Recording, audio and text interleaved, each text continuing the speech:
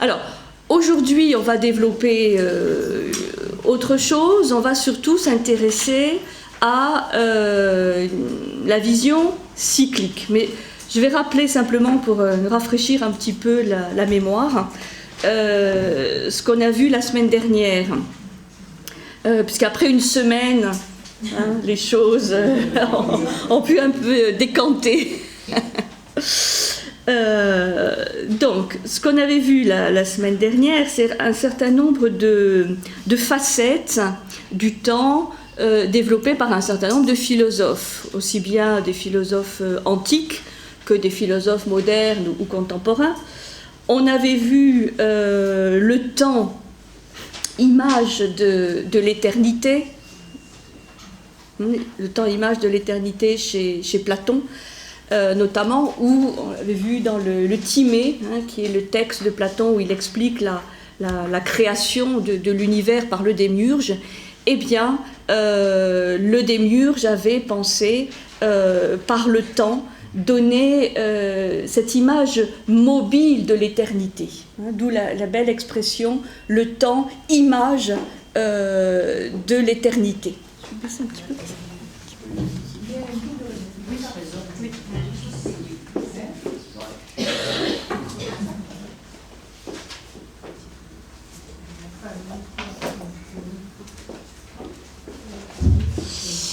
Voilà, donc ça c'était le premier point qu'on avait vu, le temps image de l'éternité. On avait vu avec les stoïciens, notamment Marc Aurèle, mais qu'on trouve aussi chez Sénèque ou Épictète, le temps qui permet, ou qui est le support de la perpétuelle transformation des choses. Que toutes les choses sont en transformation, en métamorphose, en mouvement, et que le temps peut s'approcher, s'apprécier à travers cette perpétuelle transformation des choses. Et que pour les stoïciens, il est important de comprendre et d'assumer et d'accepter, puisque ceci va nous donner aussi toute l'acceptation de la mort, qu'on a vu chez Sénèque, chez Montaigne, et que même la philosophie est une préparation à la mort, dans le sens d'accepter cette mort comme une transformation, pas la transformation ultime, mais une transformation parmi d'autres. Donc les stoïciens ont cette vision du temps liée au mouvement, puisqu'ils se sont beaucoup inspirés de la vision d'Héraclite, le présocratique Héraclite, qui disait, même s'il n'était pas chinois, que tout est toujours en mouvement, en métamorphose, en changement. Nous avions vu avec Spinoza, très rapidement, je dois dire, et il est vrai, que pour Spinoza, c'est la raison qui va avoir un lien avec le temps, puisque la raison va créer le sentiment d'éternité. Donc, je reviens de 3 secondes sur la vision de Spinoza. Spinoza, il y a 2 éléments. La raison, il dit l'éternité n'est pas dans les choses elles-mêmes, mais dans la manière dont la raison les appréhende. Et comme on avait vu dans le texte, la raison voit les choses non pas comme contingentes, mais comme nécessaires, c'est cette vision de la raison qui voit les choses comme nécessaires qui crée ce sentiment d'éternité. Donc pour Spinoza, le sentiment d'éternité, il y est par le biais de la raison. C'est la représentation rationnelle que nous avons de l'univers qui fait que cette raison crée le sens d'éternité.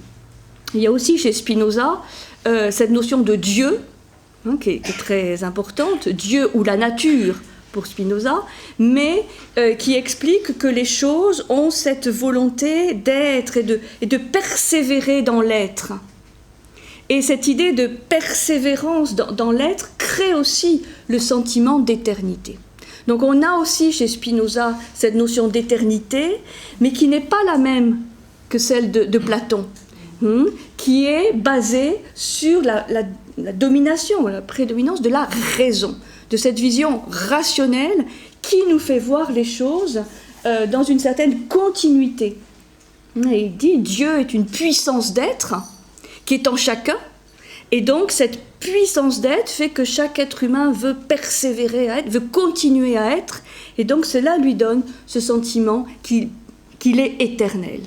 Un sentiment d'éternité qui est donné par la raison, qui est donc une représentation que l'on a des choses, du temps, de soi-même. Donc je développe un petit peu parce que c'était un peu rapide la dernière fois. Donc c'est ce fait de voir les choses comme nécessaires, c'est-à-dire que voilà, elles ne sont pas contingentes, elles n'arrivent pas par hasard, elles n'arrivent pas n'importe comment. Il y a des lois qui font que les choses arrivent comme cela, et soi-même, on est mu par ces lois nécessaires, et donc cela crée à l'intérieur de chaque être humain ce sentiment très profond et très difficilement explicable, hein, d'éternité. Qu'il y a de l'éternité en soi, dans le monde, et bien sûr dans l'autre. Ça va ? Oui. Voilà, donc la notion d'éternité par un autre biais, hein, que celui de Platon. On avait vu aussi une toute autre vision chez Bachelard, qui lui mettait le projecteur sur la notion de l'instant. En fait, que l'homme ne se saisit que par l'instant. Donc il n'y a pas de durée, il n'y a pas d'éternité, il y a essentiellement l'instant. Et qu'on ne peut appréhender le temps que par cet instant, hein, aussi fugace soit-il, mais l'homme se définit par l'instant. Donc ça, c'était une autre vision plus contemporaine. On avait vu aussi le très beau texte de Saint-Augustin sur la notion de présence, que le temps, c'est quelque part la présence de l'âme au temps. Et dans les confessions, il développe cette idée de présence du présent, de présence du passé, hein, de présence du futur. C'est-à-dire qu'à partir du moment où on se souvient de quelque chose, par la mémoire, eh bien, on rend présent le souvenir en question, ou l'époque, hein, du souvenir. Et si on anticipe, si on est un peu visionnaire, si on a des prémonitions sur le futur, eh bien c'est aussi qu'on ramène le futur au présent, et donc il s'agit du présent du futur. Donc pour Saint-Augustin, le temps c'est le présent. Et le présent, mais dans cette notion de présent, d'être présent, hein, avec de toute son âme, dans l'instant présent, qu'il soit relié au passé ou au futur. C'est-à-dire que le présent, cette notion de présence, fait converger, en fait, passé et futur. Et donc, si on veut aller un peu plus loin, il n'y a que du présent. Et ça met l'accent sur cette notion, je crois, qui est intéressante, de présence et donc de sens. Ça, c'est ce qu'on va voir un peu plus aujourd'hui. À partir du moment où on donne du sens, hein, à l'instant, on est présent à l'instant, eh bien, il y a une sorte de dilatation, hein, de cet instant, de ce présent, et ce présent englobe, peut tout englober. C'est simplement un petit rappel, hein, de ce qu'on a vu la semaine dernière.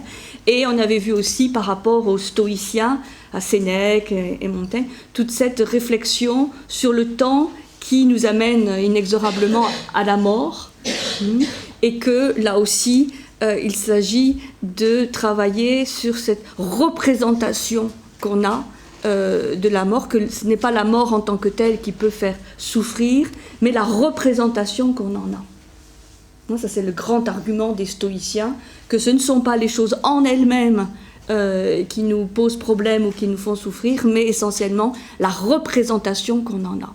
Et si, comme pour les stoïciens, on voit la mort, comme je disais tout à l'heure, comme une modification, hein, comme une transformation, une métamorphose parmi d'autres, il n'y a plus aucune raison d'avoir de l'angoisse vis-à-vis de la mort. Elle n'est qu'un passage. Alors ça, c'est évident qu'on peut facilement le comprendre, une compréhension intellectuelle de la chose. Après, l'assumer, l'accepter, hein, c'est une autre paire de manches. Voilà. Mais au moins, savoir que certains l'ont pensé comme ça. Alors, voilà, ça c'était le petit rappel, petite révision aussi pour ceux qui n'étaient pas là la semaine dernière pour raccrocher un petit peu les wagons. Et aujourd'hui, nous allons nous intéresser à une autre vision, qui est la vision donc cyclique, temps et cyclicité. Et on va voir quelques exemples de philosophes ou de penseurs qui ont vu le temps comme quelque chose d'essentiellement courbe et cyclique. Et on va commencer en guise d'introduction par Hegel, avec cette fameuse phrase qu'on trouve dans ses œuvres, qui est « le temps est esprit ». Le temps est esprit. Zeit ist Geist, le temps est esprit. Hegel. Hegel.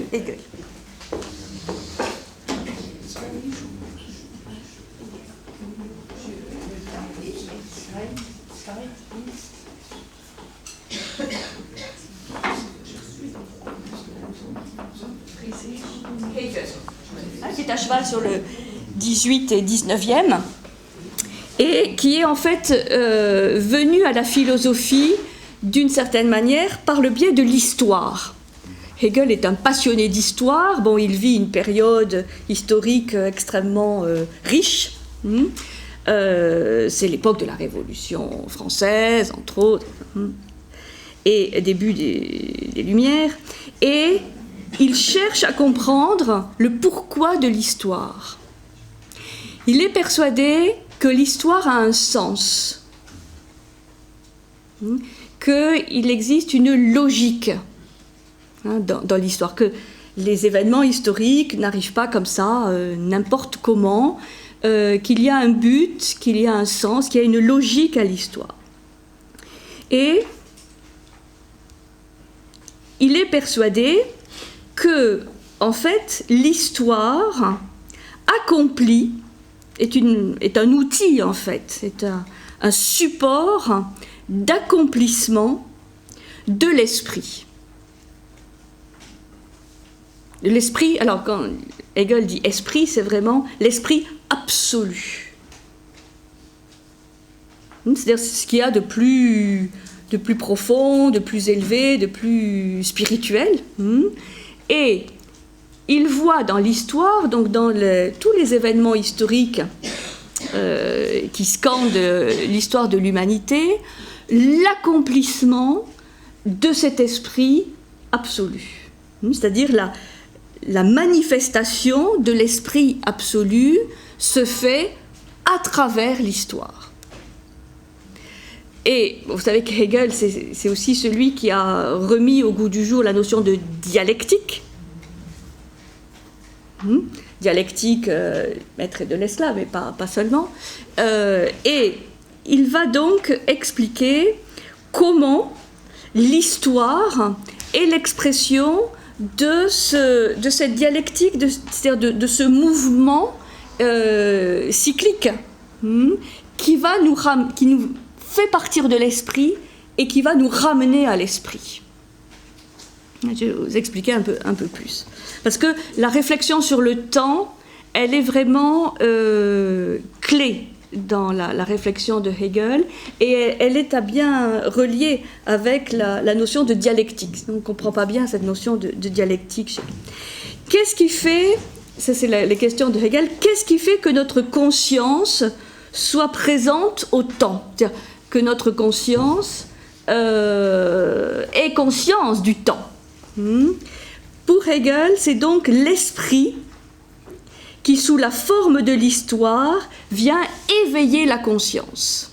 L'esprit vient éveiller la conscience de chacun à travers l'histoire. C'est pour ça qu'il dit « le temps est esprit », mais ça c'est un peu...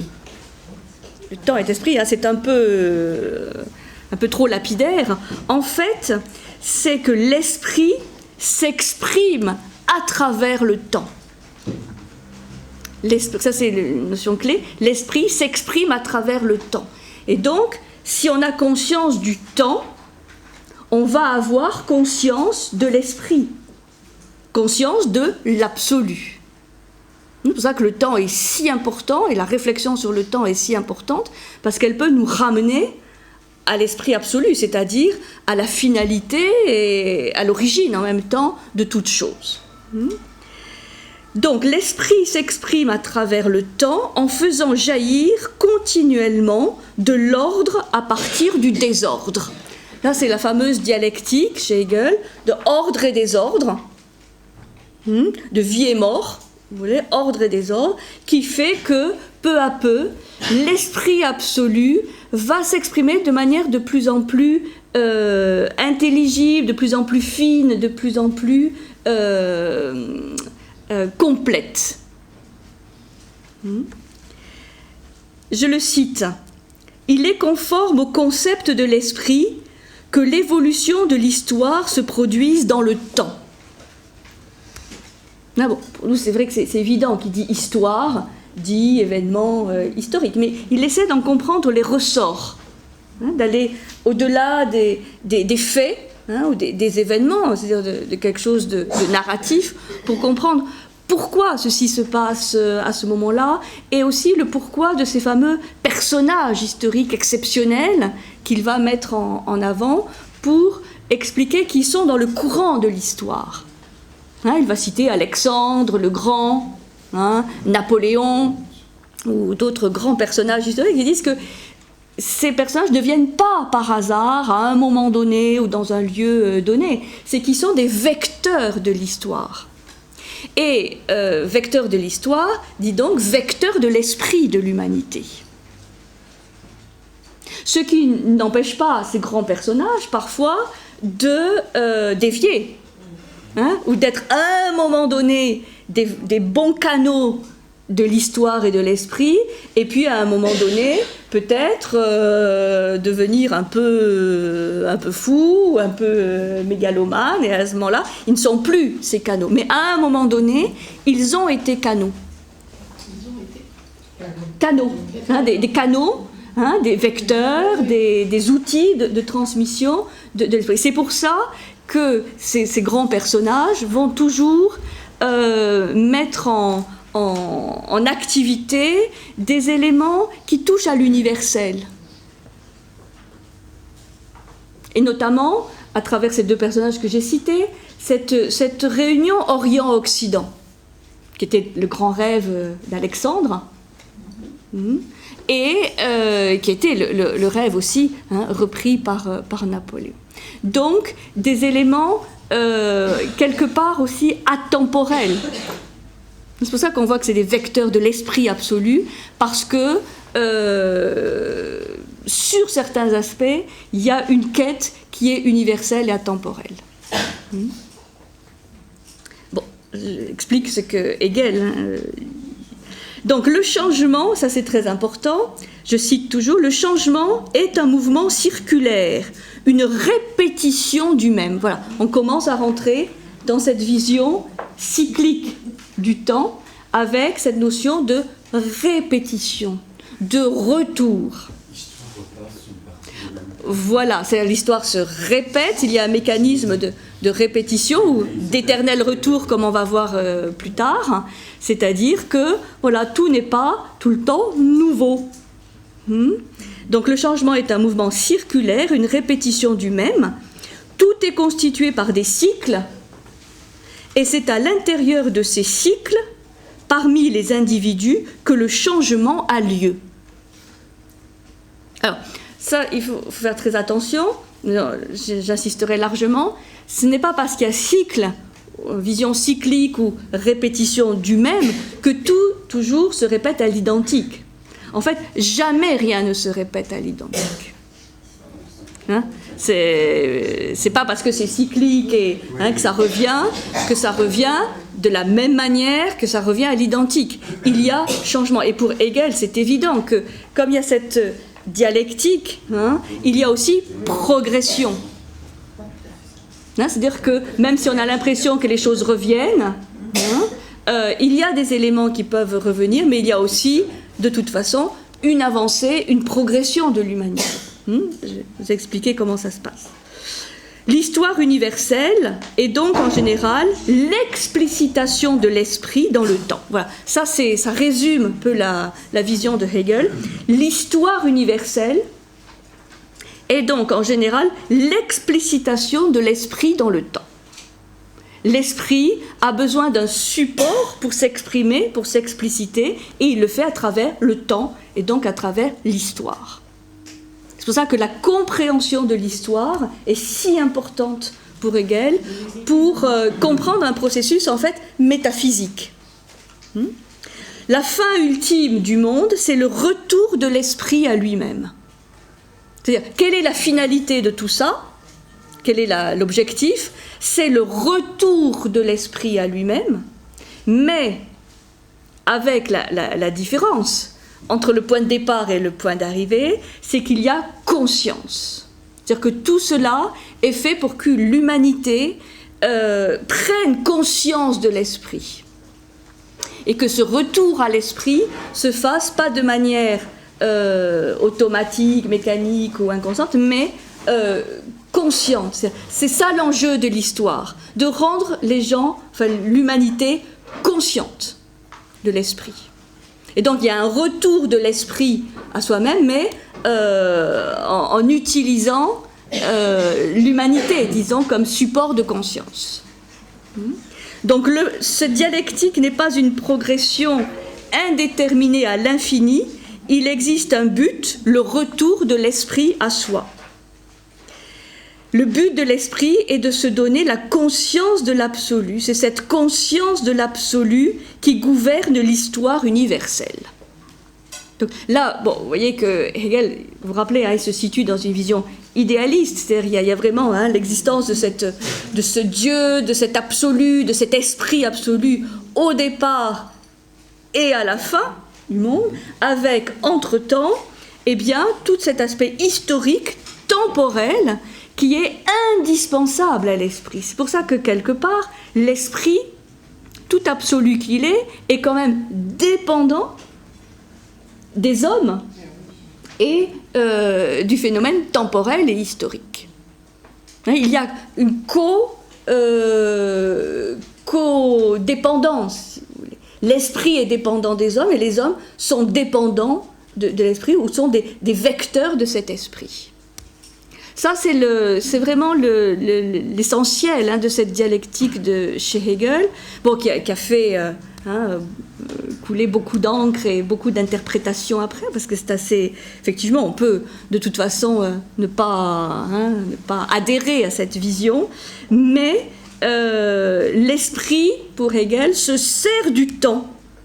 L'esprit se sert du temps pour réaliser son retour à lui-même en tant qu'absolu.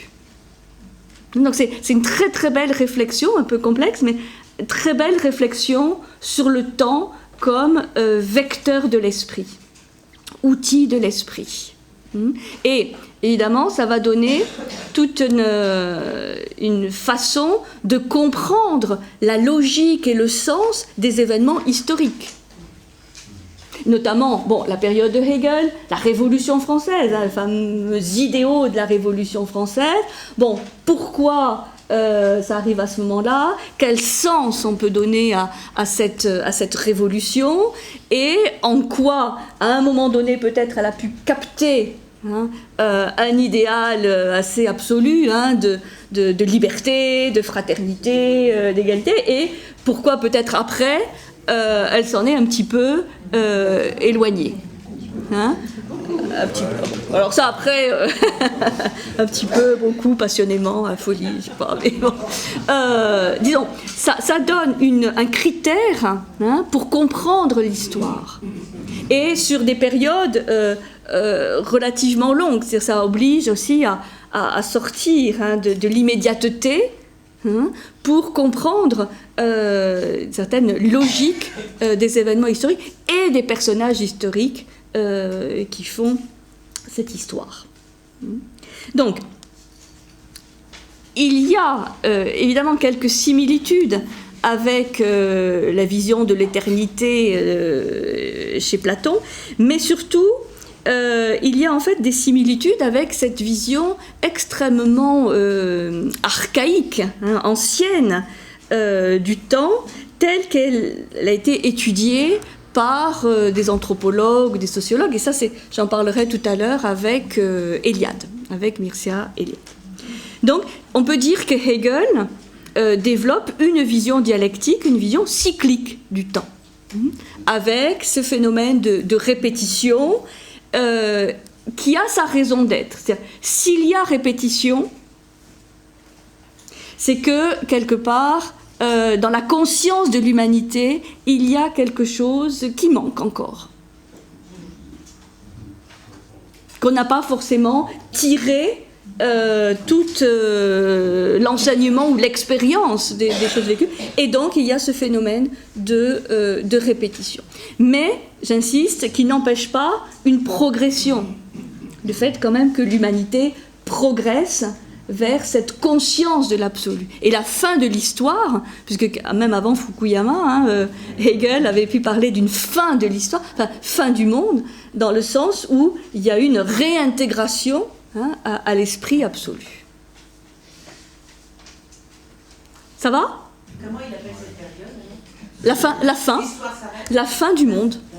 La fin du monde. Mais bon, évidemment, ce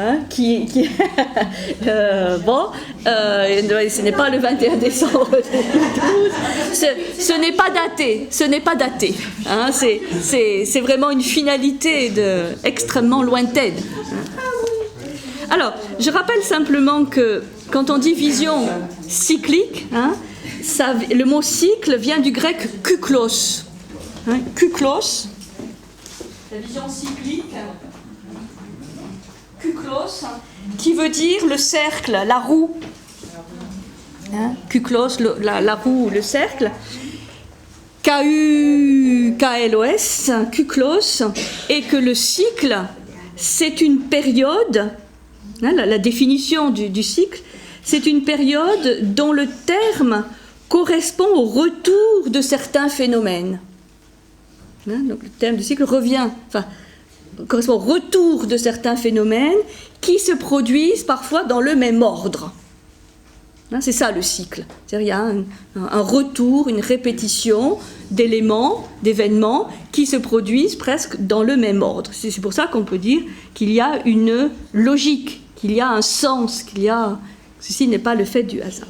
Et on peut dire que toutes les civilisations anciennes, qu'elles soient orientales, du bassin méditerranéen ou de l'Amérique précolombienne, ont développé une vision cyclique du temps. Toutes, sans exception.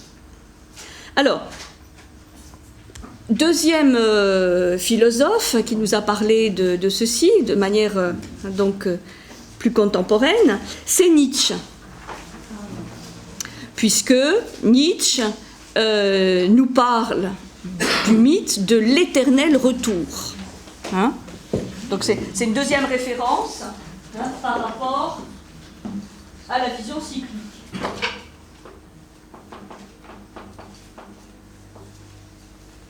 Nietzsche, qui est lui du 19e, l'éternel retour. Nietzsche et l'éternel retour. Ce qu'on va trouver, les deux ouvrages où on va trouver la notion d'éternel retour, c'est Ainsi parlait Zarathustra,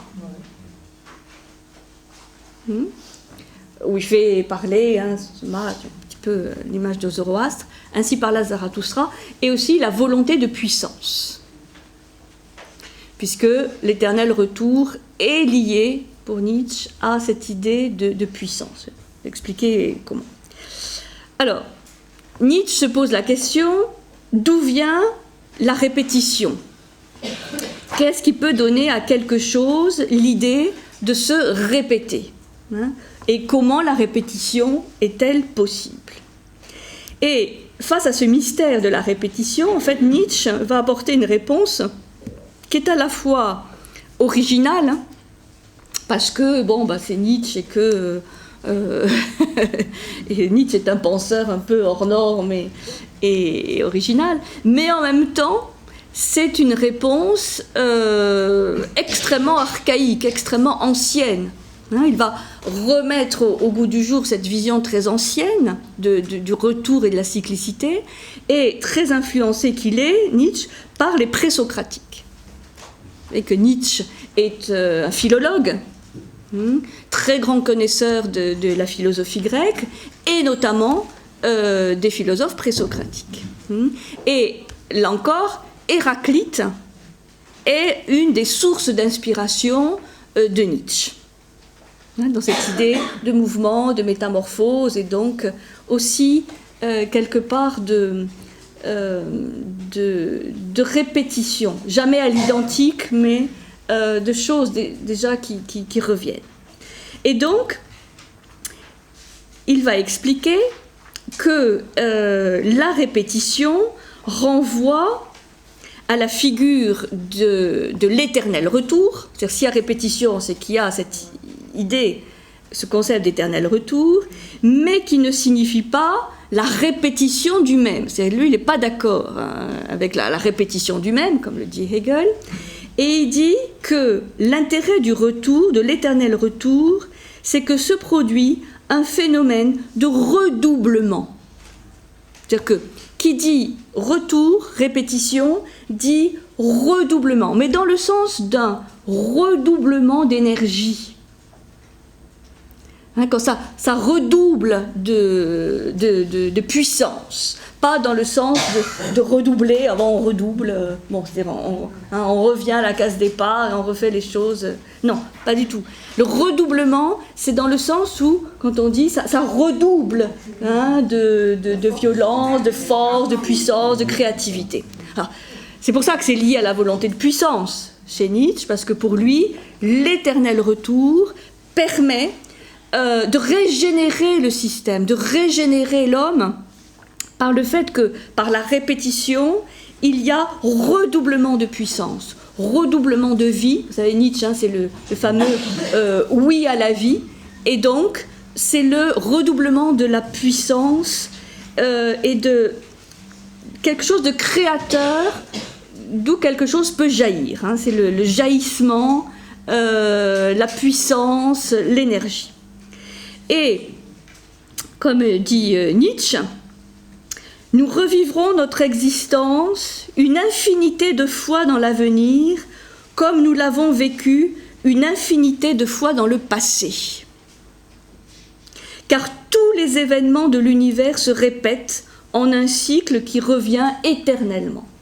Donc là, c'est clair, chez Nietzsche, on a vraiment cette vision du cycle, de l'éternel retour. Ça lui est apparu comme beaucoup de choses chez Nietzsche, comme une révélation. C'est évident que ça se passe comme ça. Et donc, cette révélation lui est apparue à la fois exaltante, vous savez que Nietzsche est philosophe assez exalté, mais aussi écrasant. Cette idée de répétition, de retour, de redoublement. Et il explique, je crois que c'est intéressant pour comprendre bien la pensée de Nietzsche, c'est que cette révélation peut être écrasante pour l'homme tel qu'il est aujourd'hui, mais qu'elle peut devenir exaltante pour l'homme s'il dépasse l'état seulement humain. C'est-à-dire, pour l'homme, et ce qu'il constate à son époque, c'est que l'homme tend vers une certaine vision nihiliste, qui dit Dieu est mort, donc un certain nihilisme. Et il dit, pour l'homme qui tend vers le nihilisme, c'est sûr que cette idée de l'éternel retour, de la répétition, peut l'écraser. Et ne pas être exaltante du tout. Pour qui cette vision peut-elle être exaltante ? Eh bien, pour ce qu'il va appeler le surhomme. Et ça donne la justification, c'est pour ça que c'est important cette idée du temps, ça donne pour Nietzsche la justification que l'humanité doit progresser, doit dépasser l'état dans lequel elle est à l'heure actuelle pour avoir une conscience plus vaste, plus large, où là, oui, cette idée d'éternel retour peut être exaltante et non pas écrasante. C'est pour ça qu'elle dit, il faut faire un choix. Bon, lui, son choix, vous savez, c'est la vision dionysiaque, de la mort et de la renaissance, puisque Dionysos c'est bien le maître du mystère du dépassement, et la mort et renaissance. Il dit, pour l'homme qui peut mourir et renaître, et qui accepte cet élément de chaos et de folie dionysiaque, de toute puissance dionysiaque, alors oui, l'éternel retour, cette idée d'éternel retour est exaltante et il peut le vivre comme une régénération permanente. Et pour lui, c'est la solution. C'est-à-dire, si l'humanité veut ne pas tomber dans le nihilisme, mais continuer à évoluer, continuer à progresser, elle ne peut qu'adhérer à cette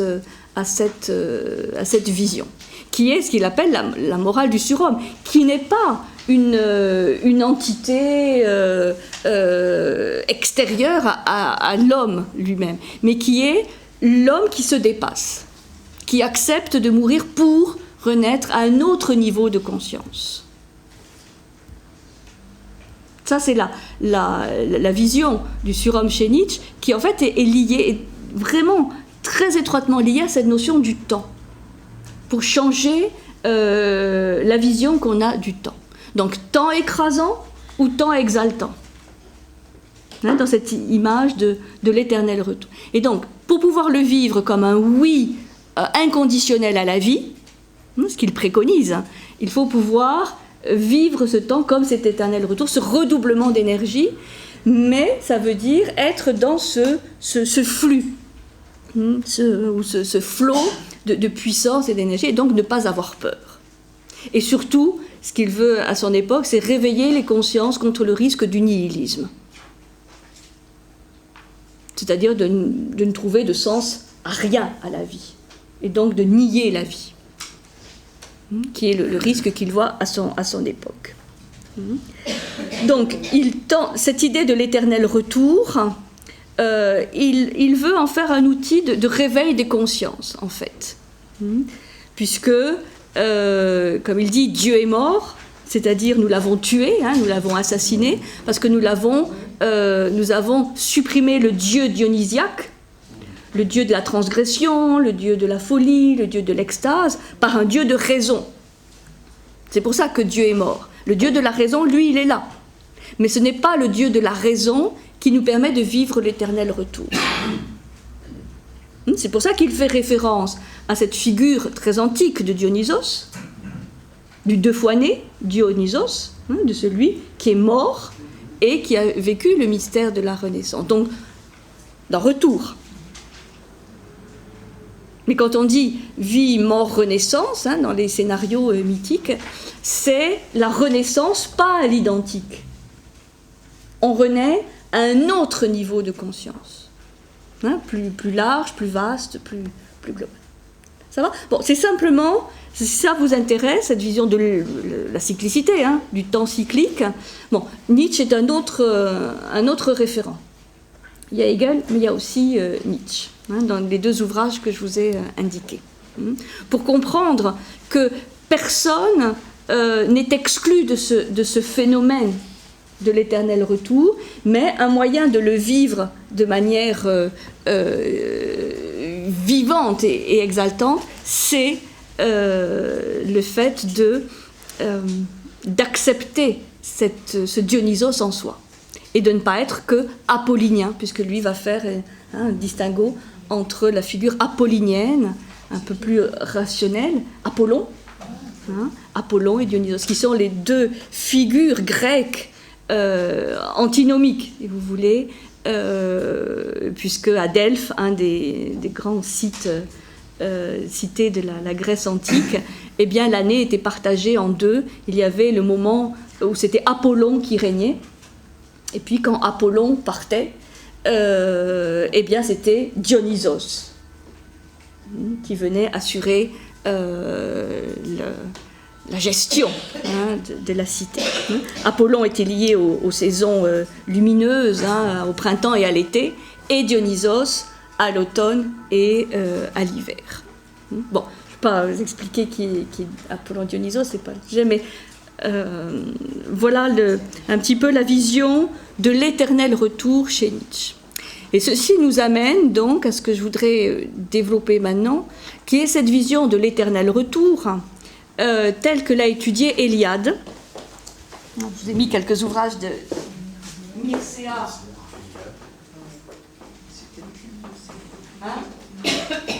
Que les fidèles connaissent bien.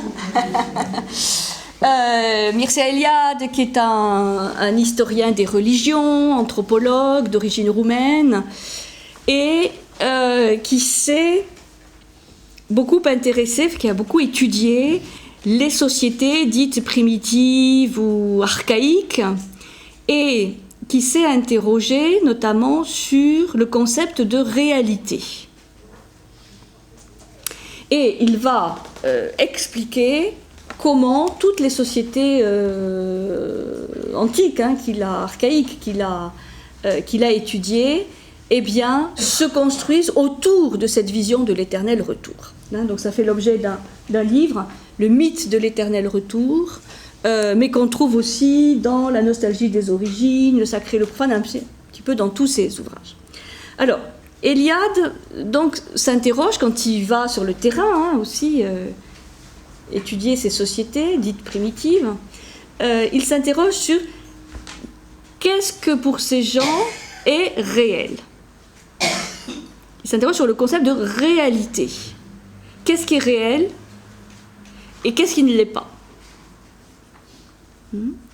Et il observe que dans les sociétés qu'il étudie, un objet ou un geste n'est réel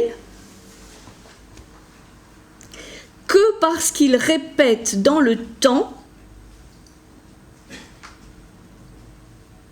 une action effectuée à une époque mythique ou originelle.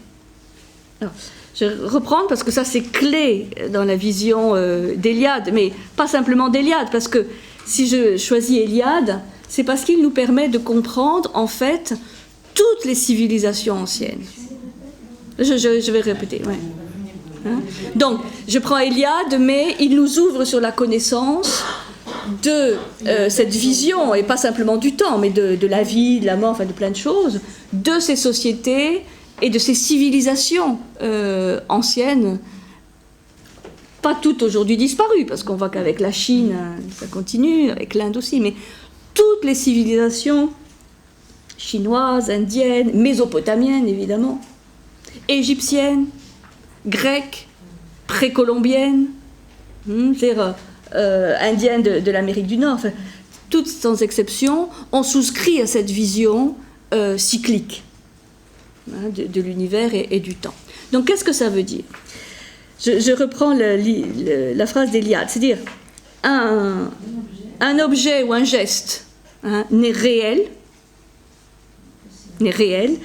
que parce qu'il répète dans le temps, c'est-à-dire parce qu'il répète là, dans le temps que nous connaissons, une action, donc un geste, effectué à une époque mythique ou originelle.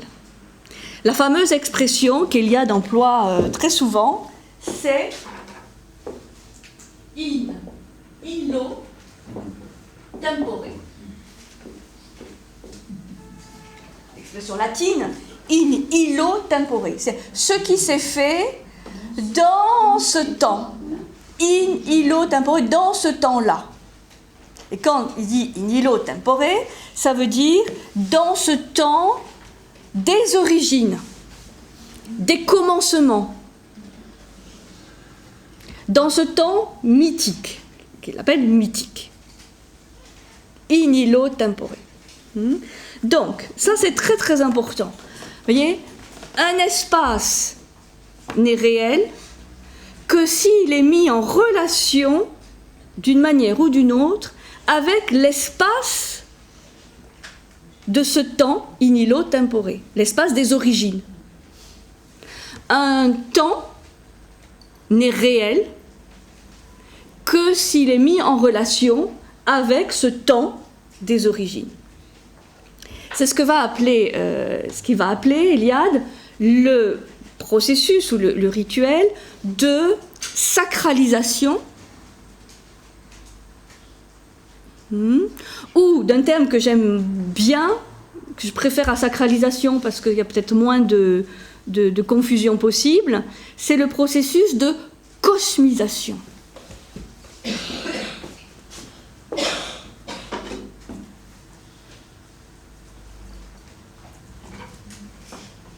Cosmisation. C'est-à-dire cosmos. C'est-à-dire on rend les choses conformes au cosmos. Et comment on les rend conformes au cosmos, qui est l'univers intelligent, en le mettant en relation avec cet espace-temps des origines, où en fait on est passé de quoi à quoi, du chaos au cosmos. Je vais vous donner des exemples pour que ce soit moins abstrait. Donc, ça c'est très fort parce que ça veut dire pour cette société, pour cette mentalité dite archaïque ou primitive, mais qu'en fait la mentalité traditionnelle, quelque chose est réel que s'il répète. Il y a une sorte de répétition de quelque chose qui s'est passé dans un autre espace-temps, qui est l'espace-temps mythique. Donc, un espace va être consacré, sacralisé, ou rendu cosmique, cosmisé, que si, par exemple, on va le centrer, on va lui trouver un centre, on va l'orienter, par exemple, par rapport aux points cardinaux. Qu'est-ce que ça veut dire centrer, orienter un espace? Ça veut dire qu'on va le mettre en relation avec le monde céleste, le monde des constellations, le monde du soleil, de la lune, puisque nos directions cardinales, le nord, le sud, l'est et l'ouest, se déterminent par rapport au mouvement de nos luminaires, des planètes. Donc, cosmiser un espace, rendre un espace sacré, c'est créer une connexion entre cet espace et l'espace des origines, qui est l'espace céleste, l'espace des constellations, du Soleil, la Lune, de toutes les planètes, et aussi de l'étoile polaire. Donc, trouver un centre, orienter un espace, c'est ce processus de cosmisation qui fait que cet espace sort de l'espace profane pour devenir un espace sacré, parce qu'il est en lien avec un espace mythique. C'est pour ça que tous les grands édifices, les grands temples, les édifices de toutes ces civilisations étaient orientés par rapport au nord, au sud, à l'ouest, à l'est, pour qu'au moment du solstice ou de l'équinoxe, il y ait des alignements. C'est-à-dire qu'à ce moment-là, et ça c'est visible, l'intérêt c'est que l'être humain qui dans le temps voit cela. Donc il peut lui-même se mettre en relation avec cet espace des origines. Bon, je vous explique tout ça pour l'espace parce que c'est exactement la même chose avec le temps. Parce que c'est le temps qui nous intéresse. Le temps, c'est pareil. Le temps va être réel, dans le sens de vraiment avoir contenu de réalité, c'est-à-dire d'être dans le vrai temps, s'il est mis en relation, ou s'il permet de répéter une geste ou une action qui s'est fait in illo tempore. C'est la condition de réalité. Tout autre temps est irréel. Ça va loin. Tout autre temps que ce temps mis en relation avec le temps des origines est irréel. C'est-à-dire qu'il se déroule, mais il ne va rien apporter de particulier pour la conscience. Et bon, là je cite Eliade dans le mythe de l'éternel retour, qui dit « Par le paradoxe du rite, tout espace consacré coïncide avec le centre du monde. » Ça, c'est par rapport à l'espace. Ça, c'est quelque chose qu'on a vu souvent. Tout espace consacré coïncide avec le centre du monde. C'est-à-dire, ça, c'est quelque chose qui est clé dans ses ouvrages, et pour la compréhension de beaucoup de civilisations anciennes. Un espace consacré est le centre du monde, puisque c'est par ce centre que passe l'axe, le fameux axis mundi, l'axe du monde, qui relie le ciel, terre et le sous-terre.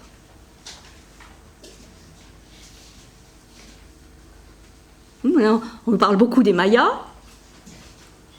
Moi, je ne souscris absolument pas à toutes les prémonitions de fin du monde, mais il est clair que les précolombiens et les Mayas, entre autres, avaient développé cette vision-là. Quand on voit que le symbole, par exemple, de Mexico, c'est un aigle sur un cactus qui mange un serpent, bon, c'est bien l'union, l'oiseau du ciel, le cactus de la terre, et du serpent, qui est chez les précolombiens l'élément médiateur entre le ciel et la terre.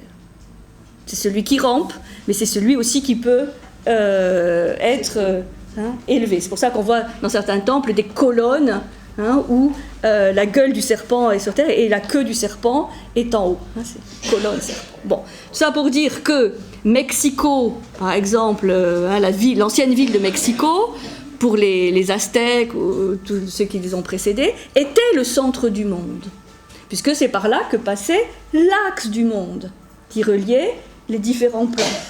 C'est pour ça que des centres du monde, il y en a partout. Mais dans toute civilisation, il y a un centre. Le centre du monde grec, c'est Delphes. C'est Athènes, c'est Olympie, mais le centre, vraiment le nombril du monde, là où il y a vraiment le l'omphalos, c'est Delphes. C'est dans la Drôme. Et dans la Drôme, Tu as l'épicentre de Gaïa, voilà, tout près de Chabot. dans la Drôme. Voilà, donc dans la Drôme, il y a aussi le centre du monde. Et la gare de Perpignan.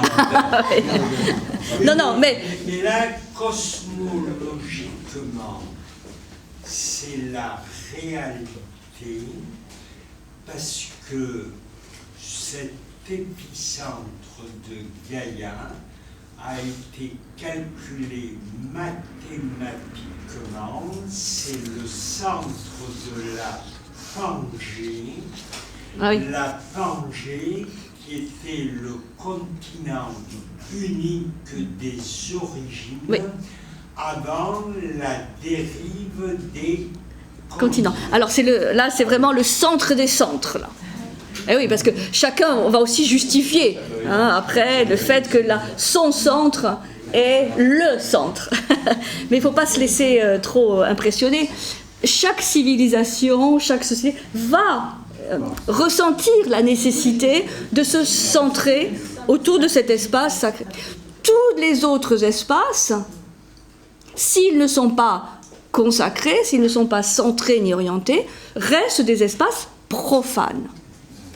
Et donc, n'ont pas de réalité. C'est pas qu'ils ne sont pas là, mais ils ne sont pas dotés de cette idée de réalité. Donc, un geste, je reprends, un geste ou une action n'acquiert un sens que dans la mesure où elle répète un modèle ou, ce que dirait Eliade,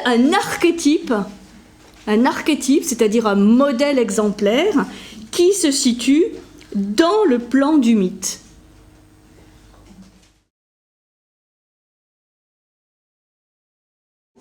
Alors, nous reprenons temps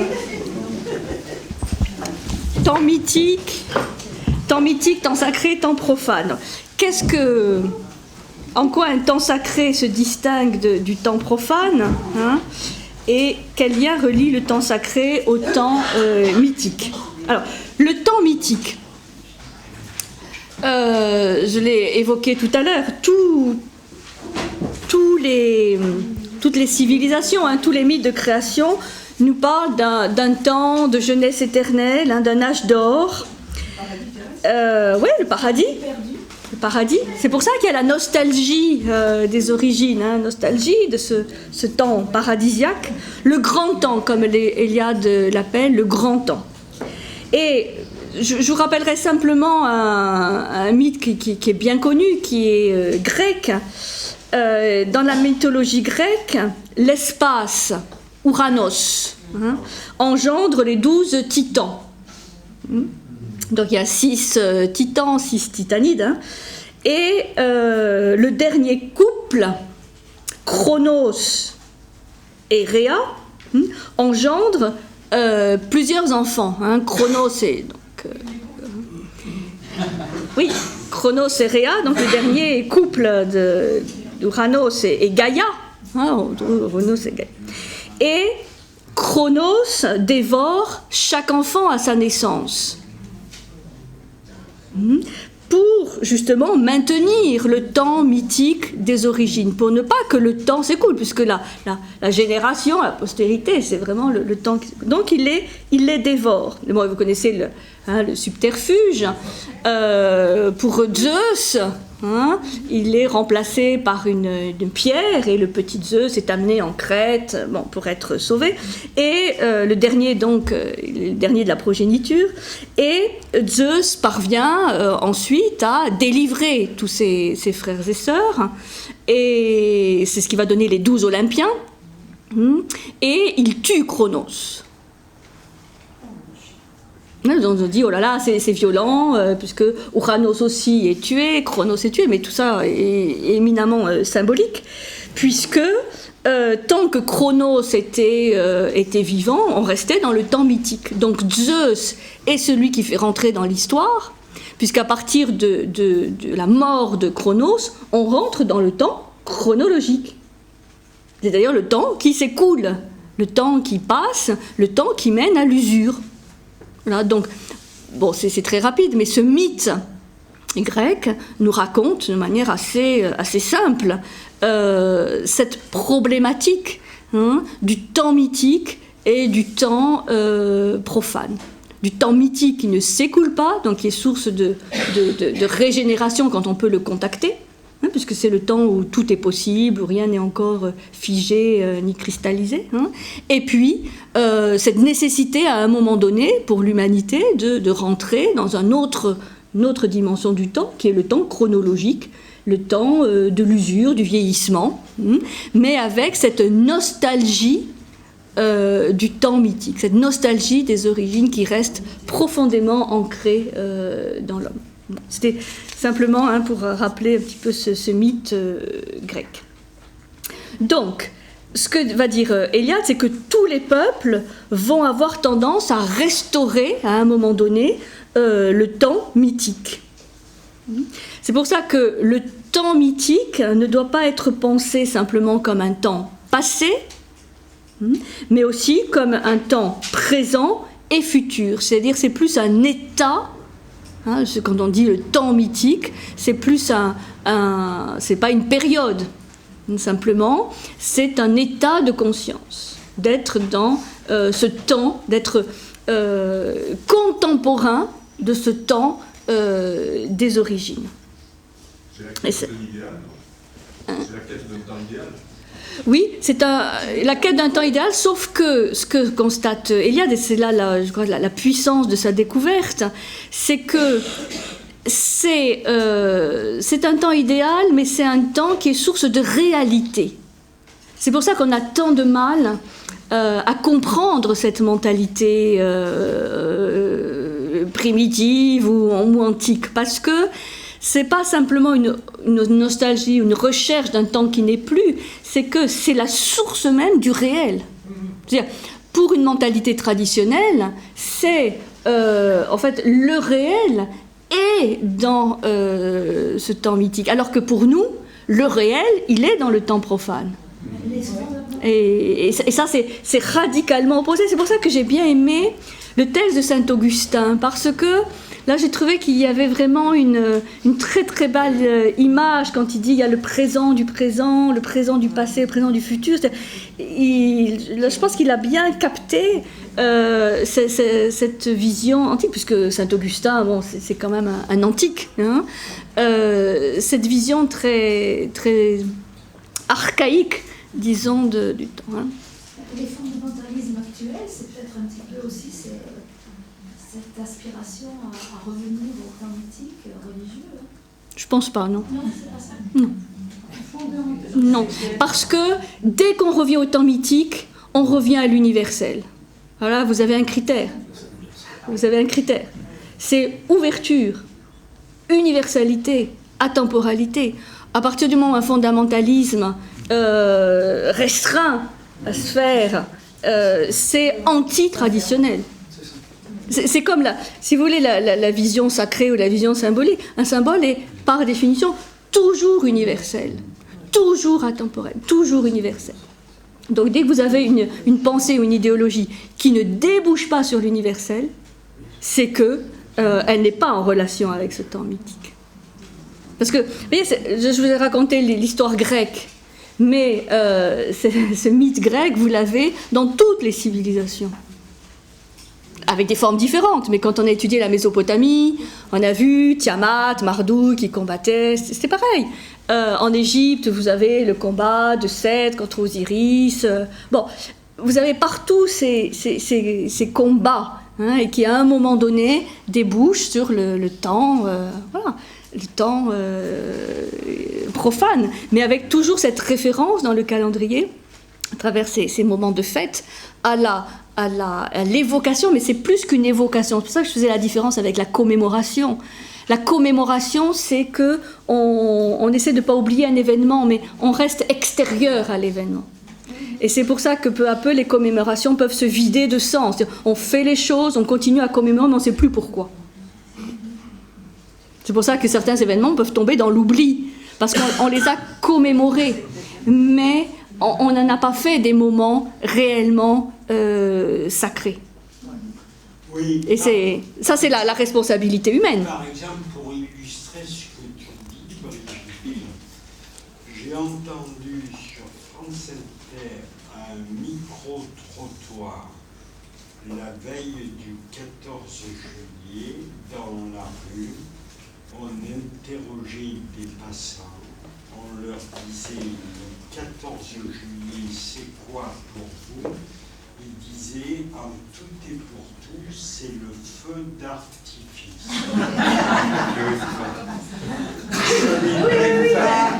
Je savais même pas que c'était... Mais c'est comme... c'est pour ça que je traite ça aujourd'hui, parce que pour beaucoup d'enfants aujourd'hui, Noël c'est les cadeaux. Donc on est dans la commémoration. On est dans la commémoration. C'est-à-dire on commémore une date, mais on n'en connaît plus le sens profond. Oui.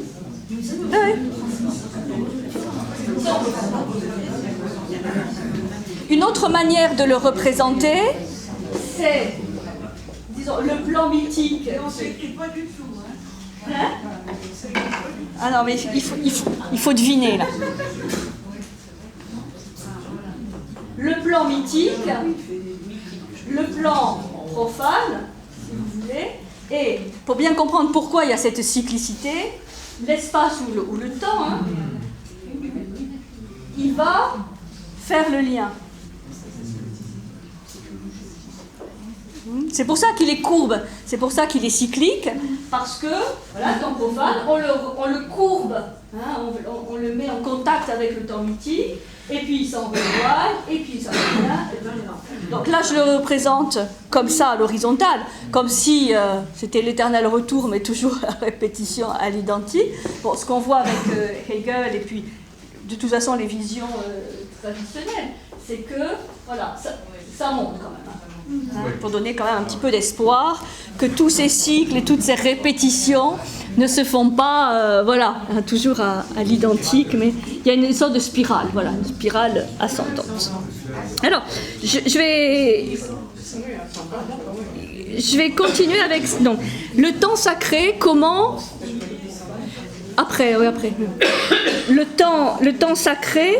Comment est-il instauré ? Le plus simple, ce que je vous expliquais tout à l'heure, c'est qu'il est instauré à travers des fêtes par la voie du calendrier. Et le calendrier est ce qui va donner un rythme. C'est ce qui va rythmer le temps.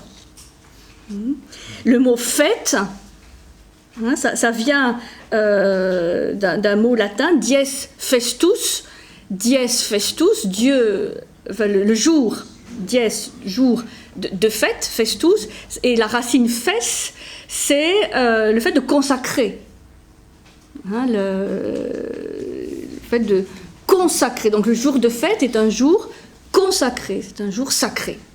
Donc c'est un jour où on sort du temps profane, donc du temps qui s'écoule, qui use et qui fait vieillir, pour mettre en contact le temps du jour de fête, le temps de la fête, avec le temps mythique de origines. Donc pour la mentalité traditionnelle, le vrai temps est le temps de la fête. Mais c'est comme une respiration, c'est-à-dire le calendrier est une respiration, avec cette alternance de jours profanes et de jours de fête. Et donc, ça a un rôle individuel, de régénération individuelle, mais aussi, surtout, collective. C'est-à-dire, la fête a un rôle social pour régénérer la société et pour lui permettre de continuer.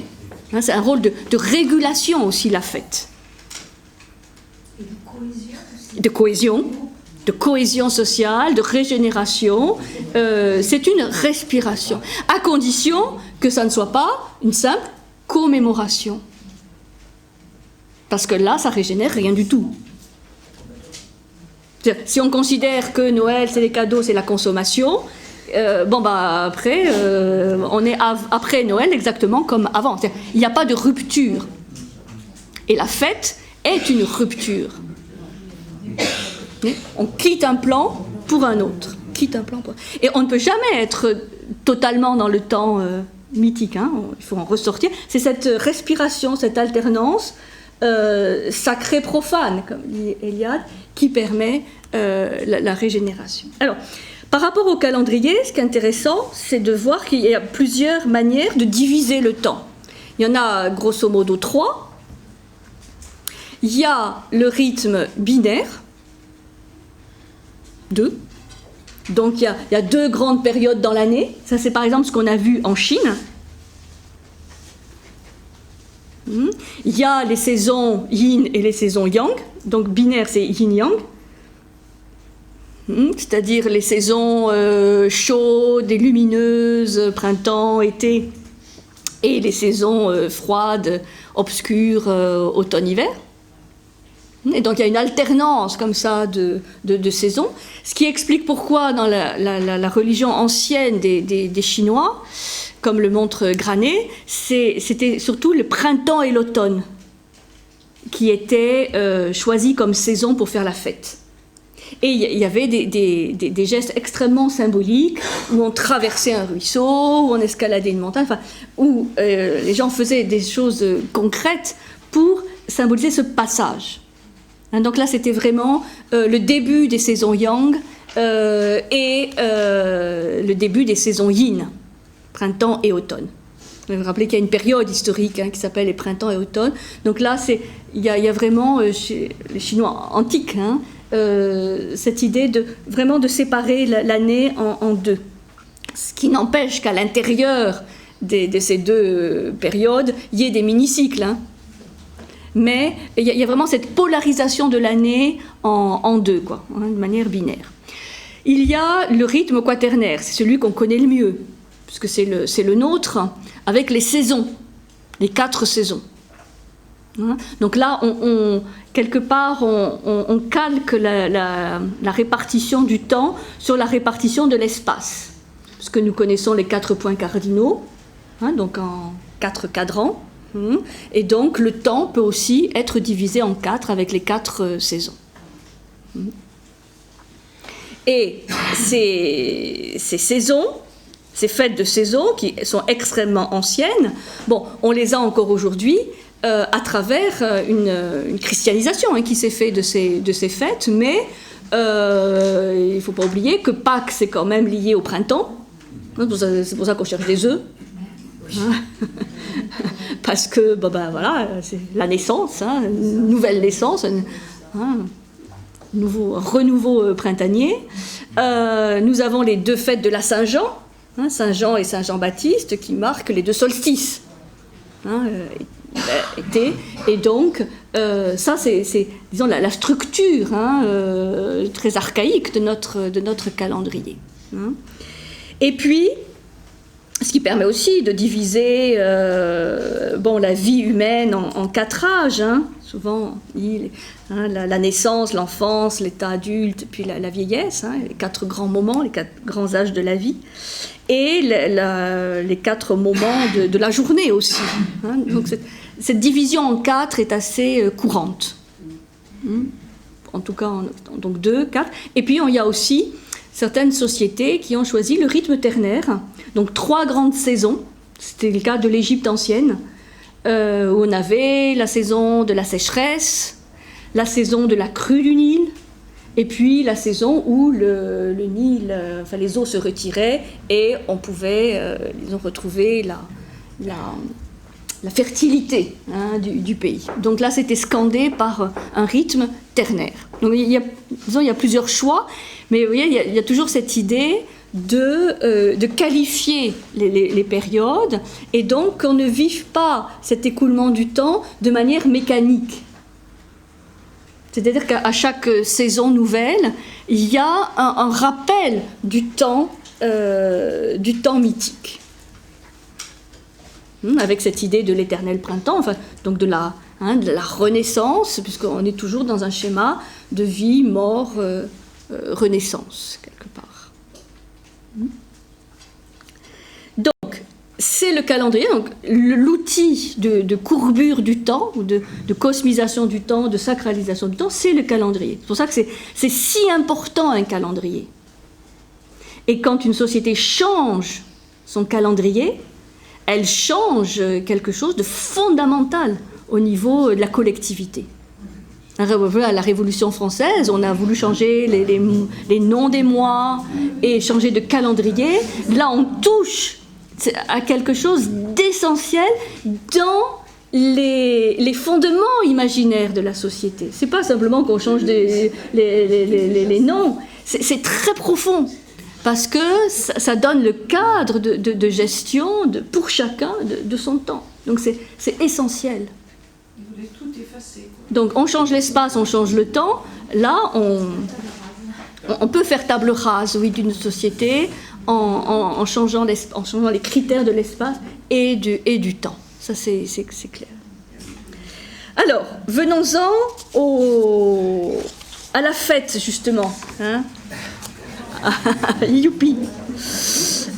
Donc, qui est le temps par excellence, qui est le temps sacré par excellence. Qui est le temps sacré par excellence. On dit, le temps sacré, c'est quoi ? C'est le temps de la fête. Le jour de fête est un jour extra-profane, c'est-à-dire on sort du profane, de la dimension profane, qui est synonyme d'usure, de fatigue, de vieillissement, d'éléments centrifuges, où on se disperse. Et la fête est exactement le contraire, c'est-à-dire qu'on va se recentrer, aller vers le centre, donc une force centripète, on va se régénérer. Alors, je cite une autre personne qui a beaucoup étudié les sociétés anciennes, qui est Roger Caillois, aussi le côté symbolique, dans son livre « L'homme et le sacré », Roger Caillois. Caillois.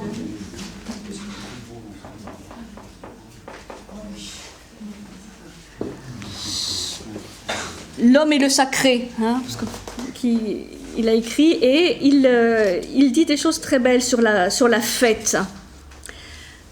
À la vie régulière, occupée aux travaux quotidiens paisibles, prise dans un système d'interdits, toutes de précautions pour maintenir l'ordre du monde, s'oppose l'effervescence de la fête. On a mis de Jean d'Ormesson. Oui, ouais. C'est-à-dire, voilà, le temps profane, c'est le temps où, bon, aussi pour la cohésion de la société, il y a des interdits, et on cherche surtout à maintenir l'ordre du monde, mais d'une manière un petit peu volontariste et parfois un petit peu extrême. Et c'est pour ça qu'il faut le moment de l'effervescence de la fête. C'est pour ça que dans beaucoup de fêtes, il n'y a plus d'interdits. C'est le temps du tout possible. Oui, le carnaval, les Saturnales, la fête de l'âne, hein, où on faisait rentrer l'évêque sur un âne à reculons dans l'église, où tout le monde se moquait de lui, où tous les éléments sociaux sont échangés. C'est-à-dire que le faible devient le puissant, bon. Voilà, c'est ça, disons dans les gestes concrets, le retour au mythe. Dans le sens où dans le temps ou dans l'espace mythique, tout est possible. C'est pour ça que la fête est le temps régénérateur. Parce que pour un moment, tout redevient possible. Les férias sont les survivances un petit peu de cela. Hein, tout est permis. Et ça, c'est indispensable pour l'équilibre d'une société. Parce qu'après, le lendemain, on va retrouver son patron, le cadre, les interdits, le temps qui est un petit peu usant, fatigant, parce qu'on se sera éloigné de ce temps mythique. C'est pour ça qu'il faut que très régulièrement, il y ait ces jours de fête pour régénérer autant les individus que les collectivités. C'était ça le sens traditionnel de la fête, avec des rites, avec des danses, avec des chants, avec des évocations, des scènes de théâtre, pour évoquer, la puissance du monde mythique. Alors je continue avec Caillois, là j'ai fait une grande parenthèse. On comprend que la fête, présentant un tel paroxysme de vie, et tranchant si violemment sur les menus soucis de l'existence quotidienne, apparaissent à l'individu comme un autre monde, où il se sent soutenu et transformé par des forces qui le dépassent.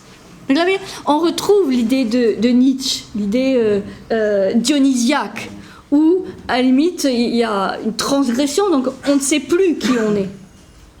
Mais sans drogue, sans alcool, sans champignons, hein, c'est-à-dire,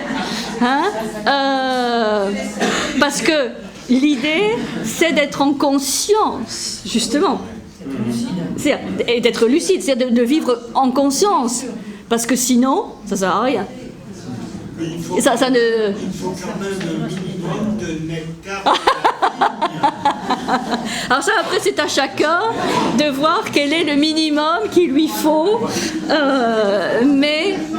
Non, j'insiste parce qu'aujourd'hui, on va dire, ah ouais, mais bon, pour faire la fête, pour faire la teuf, voilà. Non. Là, on ne boira que de l'eau le 20 décembre. Absolument. Il est associé au vin, non ? Bien sûr. Dionysos, c'est celui qui est devenu Bacchus. C'est l'ivresse. Hein, il faut donc toujours un petit peu, un minimum. Au revoir. Mais c'est l'ivresse, c'est l'extase spirituelle, Dionysos. Après, c'est vrai qu'avec Rome et les bacchanales et tout ça, bon, c'est devenu un tout petit peu plus concret. Mais bon. Donc, si la fête est le temps de la joie, elle est aussi le temps de l'angoisse. Alors ça, c'est important. si la fête est le temps de la joie, elle est aussi le temps de l'angoisse. C'est paradoxal. Parce que le jeûne, le silence sont de rigueur avant la détente finale. En réalité, la fête est souvent tenue pour le règne même du sacré. Ça, c'est ce qu'on avait vu avec Otto. Je ne sais pas si vous vous rappelez Rudolf Otto, l'année dernière, qui disait que le sacré, c'est toujours double aspect. Le fascinant, le fascinans, et ce qui fait peur, le tremens. Et que l'un ne va pas sans l'autre. Donc la fête est un moment paradoxal, où il y a la joie, il y a l'ivresse, il y a la transgression, mais il y a aussi un peu l'angoisse, parce qu'on est toujours à un moment de retournement. On est à un moment d'une fin de cycle, début de cycle. Parce que c'est fait pour régénérer. Donc on est toujours à la fin de quelque chose et au début de quelque chose d'autre, mais qu'on ne connaît pas. Donc il y a toujours cette angoisse, cette peur de que sera le lendemain. Hein, comme disaient les anciens, est-ce que le soleil va se relever? C'était pas du tout évident. Et c'était pas, disons, par superstition, mais c'est parce que dans cette vision, les choses sont pas mécaniques.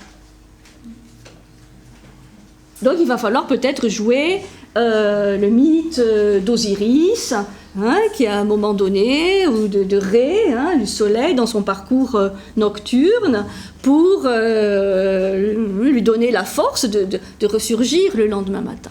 Donc c'est à la fois fascinant, mais aussi fascinant, ça peut être un peu terrifiant. C'est le paradoxe. L'excès ne fait donc pas seulement qu'accompagner la fête de façon constante, il apparaît comme le remède à l'usure. Pour remédier à la fatigue, à l'usure, au vieillissement, il faut transgresser et donc il faut aller dans ce qui peut paraître comme quelque chose d'excessif, mais qui est indispensable. Tel paraît bien être en effet son but dans la réussite de la fête. Le temps épuise, exténue, là on va dire le temps profane, hein. Il est ce qui fait vieillir, ce qui achemine vers la mort, ce qui use. Voilà. Donc là ça donne des clés aussi, hein, de qu'est-ce qu'il faut faire quand on se sent fatigué. Tout à fait. Sans attendre forcément les fêtes, hein, du calendrier. Bon, ça je pense que ça marche. La fête a un rôle de revitalisation. Là, je vais donner un autre exemple grec, c'est peut-être ce qui nous est le plus proche. La fameuse fête des Panathénées à Athènes, où il y avait des processions, hein, qui allaient à Éleusis, où il y avait les mystères, l'initiation, et il y avait toute une procession pour irriguer à nouveau tous les pans de la ville. Donc il y avait l'extérieur de la ville, la grosse, où il y avait les champs et aussi les cimetières, hein, le monde des morts. Ces processions passaient par l'agora, hein, donc la place publique, les forums, hein, et puis jusqu'à l'acropole, au Parthénon. Et ces processions ensuite redescendaient. C'est-à-dire qu'il y avait vraiment cette idée de la fête, le rituel qui régénère, qui réirrigue la cité et ses habitants de cette énergie des origines. Et pour reprendre un exemple tout à fait autre, qui est précolombien, chez les Aztèques, il y avait tous les 52 ans la fête du feu nouveau.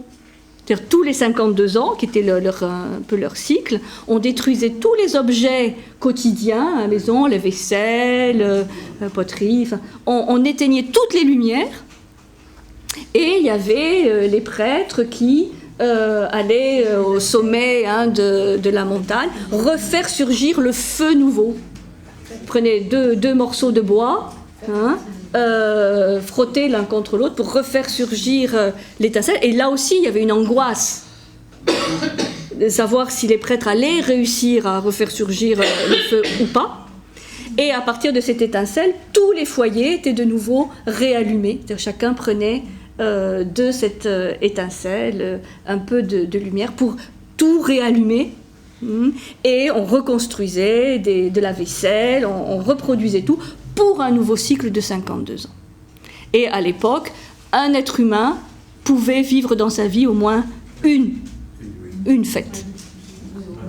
C'était... c'est une question de calendrier. C'est le cycle de 52 ans, c'est parce que si tu mets en relation le calendrier solaire et le calendrier lunaire, tu as tous les 52 ans les systèmes qui se remettent au point de départ. Ils le représentaient comme les calendriers comme des roues dentées, comme une sorte d'engrenage. Parce qu'il y avait l'année de 365 jours et puis il y avait l'année sacrée de 260. Et quand ces deux calendriers se retrouvaient à la position de départ, ça faisait en fait un cycle de 52 ans. C'est pour ça que c'était tous les 50 ans. Il y avait évidemment une raison en relation avec le Soleil, la Lune, Vénus, etc. Les astres. Chez les Aztèques, la fête du feu nouveau. Et c'est là où on voit bien, parce qu'il y a des témoignages de ces fêtes, où il y avait à la fois cette grande joie, ce débordement d'énergie, mais au préalable, l'angoisse de savoir si ce cycle, effectivement, ne serait pas le dernier. Mais il y avait une participation donc, de tous pour que les choses puissent se passer de manière positive, c'est-à-dire qu'il y ait de nouveau un cycle, un nouveau cycle. Et on repart comme neuf. Donc, c'est ce que nous avons, nous, là, c'est pas 52 ans, mais c'est ce que nous avons avec le rituel du Nouvel An.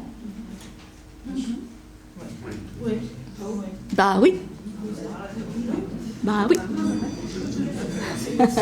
Alors, il ne faut pas forcément tout détruire dans la maison. J'ai tout détruit. Non. C'est... Qu'est-ce que c'est que le Noël, Nouvel An, quoi, parce que là, c'est très proche. C'est lié au solstice d'hiver, évidemment. C'est lié au solstice d'hiver. Donc, les nuits les plus longues, les jours les plus courts, donc l'obscurité maximale. Et qu'est-ce qu'on va célébrer à ce moment-là? La lumière. La lumière. Donc, on prend un sapin, parce qu'un sapin, c'est l'arbre éternel. C'est toujours vert. Saint-Eunuce. Ouais. Voilà, on prend donc un arbre éternel. Qu'est-ce qu'on y met dessus? On y met des guirlandes de lumière. On y met des boules qui représentent les planètes. On y met l'étoile, sans commentaire. Et la bûche dans le feu. Enfin, tous les éléments liés à Noël, au jour de l'an, sont liés à ce rituel du Nouvel An. Donc d'un nouveau cycle. Nouvelle lumière. Et à partir de la Sainte Lucie, ça augmente.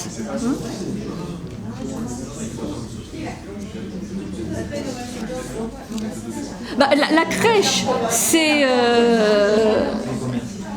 évidemment là, c'est la christianisation d'un moment qui est pré-chrétien. C'est-à-dire chez les Romains, on avait le culte de Mitra, et Noël, le solstice d'hiver, c'était le moment où Mitra tuait le taureau. Donc c'était là aussi l'arrivée de la lumière dans les ténèbres. Et dans toutes les sociétés, vous avez les rites du Nouvel An qui sont liés à la lumière, mais aussi à l'eau. Il ne faut pas oublier que dans le christianisme primitif, c'était Pâques ou le Nouvel An où on faisait les baptêmes avec les eaux lustrales, les eaux qui purifient.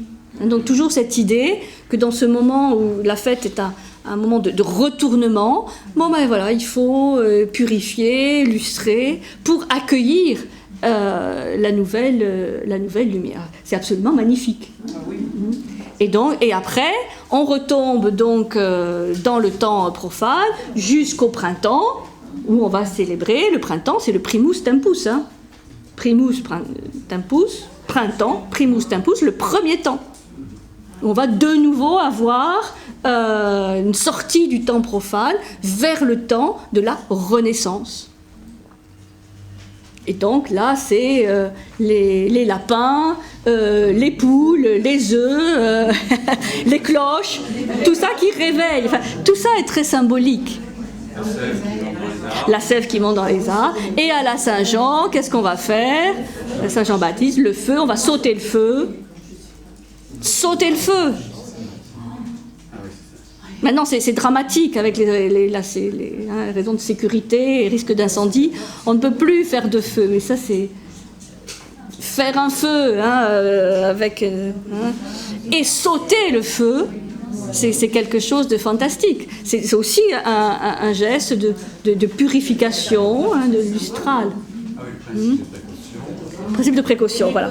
Alors, c'est sûr que le principe de précaution ne va pas très bien avec la fête. Parce que qui dit fête dit effectivement débordement. Mais dans les sociétés traditionnelles, il y a débordement, certes, mais un débordement canalisé. Il n'y a pas de débordement individuel parce que la finalité est la régénération du clan, de la société, de la tribu. Et ça, c'est plus important que l'élément strictement individuel. Donc c'est une régulation, c'est une canalisation de ce débordement. Et bon, on fait des feux. Ah. Bon, ben, je crois qu'on... Vous aviez des questions au fond? Il y avait des questions avec la spirale. Je pensais à l'enfer de Dante et le déroulement de son parcours. Oui, oui. De Dante et Virgile, qui sont dans une spirale qui descend, et arrivés en bas. Ils ne sont pas en bas, ça remonte par en bas, mais c'est en fait une spirale infinie. Donc, je fais ce rapport-là. Avec la spirale. Oui. C'est juste une association d'images, oui. Bon, voilà, donc moi, si cette vision de la cyclicité vous intéresse, je vous conseille vraiment les ouvrages d'Héliade. Ils sont faciles à lire. Ça, c'est vraiment grand avantage. Il y a des éléments qui se répètent d'un livre à l'autre, mais c'est vraiment facile à lire. Il donne beaucoup d'exemples pris de civilisations extrêmement différentes. Et là, vous allez vraiment au cœur de la mentalité ancienne, mais qui, j'insiste, a été partagée par toutes les civilisations. Et quelque part, encore aujourd'hui, avec ce vécu du calendrier et des fêtes, il est possible d'être dans cette vision cyclique. On n'est pas obligé d'épouser la vision linéaire. Malgré nous, si on est un peu en contact avec la nature, on voit que de toute façon, la nature, elle est cyclique. C'est pour ça que ces sociétés, ces civilisations qui observaient beaucoup la nature, ont développé cette vision cyclique. Ils ne l'ont pas inventée. Elle était disponible en observant les cycles de la nature. Bon. Et les civilisations aussi qui ont eu des cycles. Oui, bien sûr. Ça va ? Voilà, donc une autre facette du temps avec cette notion de l'éternel retour. Mais ce qu'il faut retenir, c'est que cette répétition, elle n'est pas à l'identique. Et elle ne peut pas être à l'identique puisque là, elle ne serait pas régénératrice. Elle est régénératrice par ce contact avec le monde mythique, mais aussi parce qu'on vit les choses justement de plus en plus conscient. Là aussi, ce qui peut être intéressant pour finir, c'est que d'une fête à l'autre, ceci peut créer un semblant de continuité. C'est pour ça qu'il y a aussi cette notion du temps continu.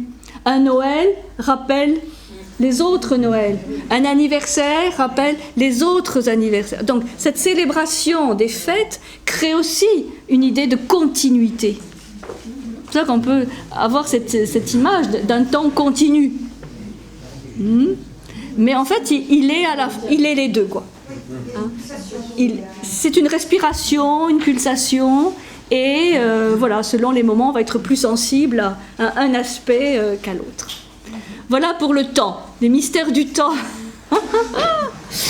Oh, très rapidement.